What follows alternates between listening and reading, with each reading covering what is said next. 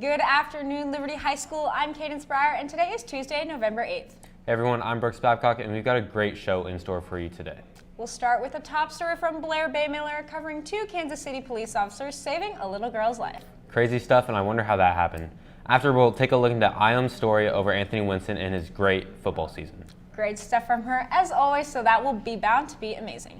Then we'll hear a small segment from Sam about students' irrational fears. And then some school announcements. Lots to cover today, so make sure you sit back and relax because this is KLHS.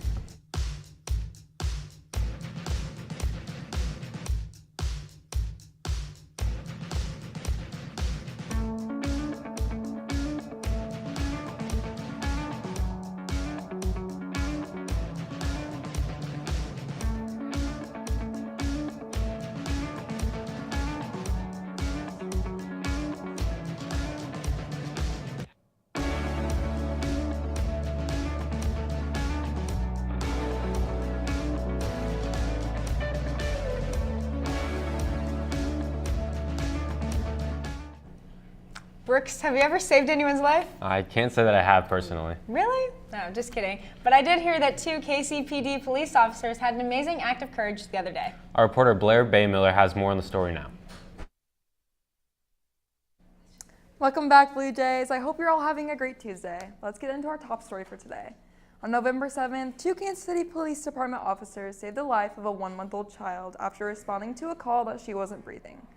Officers Duchesne and Owen responded to the call and ran into the house upon arrival to the scene.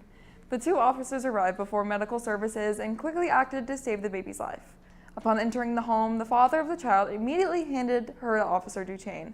The child's mother was quoted saying, I knew that he was going to make sure that she was going to be okay. She also stated that her daughter had been acting strangely that morning and suddenly stopped breathing. Officer Duchesne said, the best thing is we were there in about 30 seconds. Body camera footage shows both the officers in the home while Duchesne immediately began giving compressions, and when that didn't work, he turned to back thrusts. And soon she began breathing, moving, and making noises again.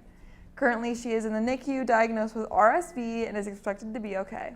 That's all I have for you today, Jays. I can't wait to see your Disney character outfits tomorrow. This is Blair Bay Miller, signing off for KLHS. Thank you so much, Blair.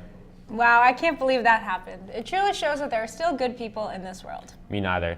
Let's move into some announcements for today. Starting off, there's an off-campus opportunities mini fair tomorrow in the Black Box. This will take place during your flex, and sophomores and juniors are welcome to attend. If you are interested in early college, NCAPS, Network 53, EIP, or any other internship program, you need to be at this mini fair. You get to speak with representatives and learn all about the application process and what a day in their life looks like. There's lots of things new in the library this month. Stop by and check out books centered around Native American Heritage Month. Each Friday in November, we will have a board game trivia. If you answer the question correctly, you get to spin the wheel and win a prize. Next up, the Community Blood Center desperately needs your help. Due to the COVID-19 pandemic, blood supplies are critically low. If you are 16 years or older and are willing to donate, please sign up in the link in your email. The blood drive will take place tomorrow, Wednesday 9th in Coakley Gym. If you are 16, please stop by the office to pick up a parent permission form because this needs to be signed and turned in. Photo ID is also required for all donos. Then we have an intramural volleyball opportunity. This will be next Friday, November 11th and Friday, November 18th before school. Join us in the field house from 7 to 7:45 a.m. Finally, the Spirit Week for our theater department's production of The Little Mermaid has been going great so far. Opening night is tomorrow, and we are wishing the best to the cast, crew, and directors. Make sure you participate in Disney Day tomorrow and find a time to go to the show because I can guarantee it will be amazing. That is all the announcements we have for the day. Super cool, our school is talented in many areas ranging from theater to sports and more. You are so right about that, Brooks. We actually have a story over one of our football players, Anthony Winston, today. Our reporter Iam Tong has more on the story now. As a football player, Anthony Winston's love, drive, and determination keeps him going. Something that motivates me is just my love for the game. Honestly, I just love football so much, so I want to play it as long as I can, and that just keeps me going because, like I said, I just want to play it as long as I can, so that drive and passion for the game really just motivates me.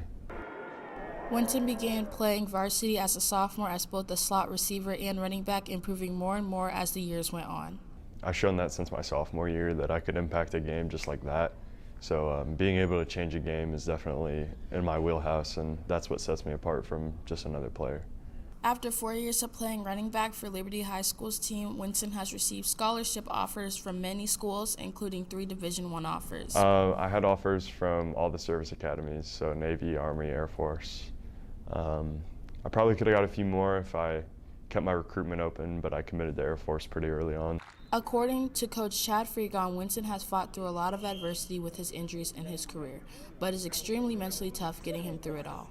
I would say that just due to injuries and stuff, my strength has kind of lacked, I feel like, in terms of other running backs.